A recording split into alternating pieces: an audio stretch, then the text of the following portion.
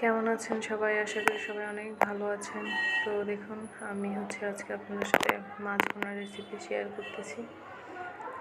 তো দেখুন, আমি প্রথমে মাছগুলোকে ভেজে নিচ্ছি। ভেজে নেওয়ার জন্য প্রথমে মাছগুলোকে আমি মরিচের গুঁড়ো, হলুদের গুঁড়ো, লবণ দিয়ে মেখে নিয়েছিলাম।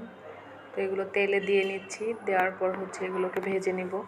আর অবশ্যই কড়াই গরম করে তারপরে তেল দিয়ে মাছ ভাজলে মাছগুলো নিচে লেগে যাবে না, এটা খেয়াল করবেন।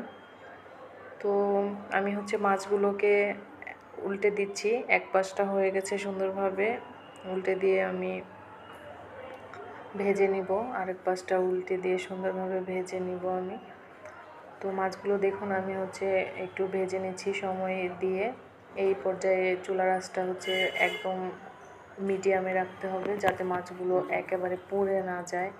আর মাছ ভুনার জন্য আপনারা জানেন অবশ্যই সবাই যে মাছগুলোকে একটু বেশি ভাজতে হয়। তরকারির ক্ষেত্রে মাছগুলোকে একটু কম ভাজলে হয়, কিন্তু ভুনার ক্ষেত্রে মাছগুলোকে একটু বেশি ভাজতে হয়। তো দেখুন, আমার মাছ আরেক পাশটাও হয়ে গিয়েছে। তো আমি এখন মাছগুলোকে তুলে নিব। তুলে নিয়ে আমি কড়াই গরম করে নিয়ে এখন তেল দিয়ে নিব মাছ ভুনার জন্য। তেল দিয়ে আমি পেঁয়াজ কুচি দিয়ে নিচ্ছি।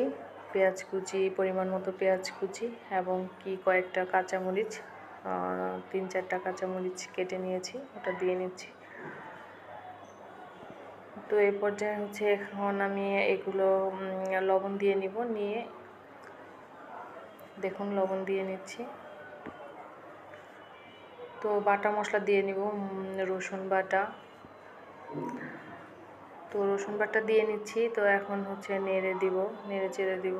তো এই পর্যায়ে লবণ দেওয়ার কারণে কিন্তু মশলা যে ছিটে আসে এরকম হয় না। তো তেলে প্রথমে লবণ দিয়ে নিলে আসলে এই ভুলটা হয় না। আমার অনেক সময় মনে থাকে, অনেক সময় আমার নিজেরই মনে থাকে না।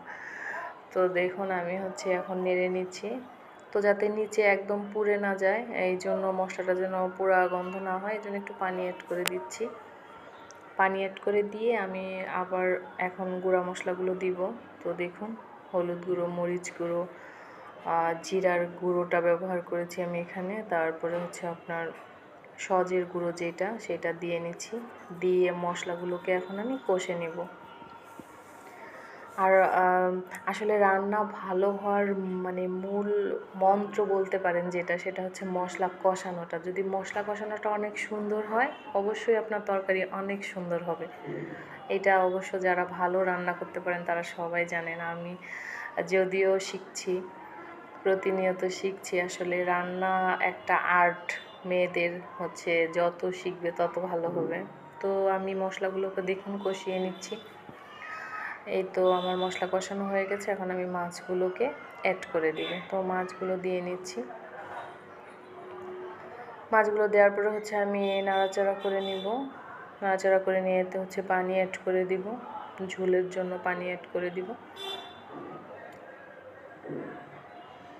এই তো ঝোলের জন্য পানি অ্যাড করে দিয়েছি। এখন আমি জাল করে নিয়ে একটু ঝোল রেখে নামিয়ে নিব। দেখুন, আমার বলক চলে এসেছে, প্রায় অনেকটুকু ঝোলও হয়ে গেছে। তো দেখুন, এখন আমি এটাকে নামিয়ে নিব। এই তো হয়ে গেল আমার মাছ ভুনা।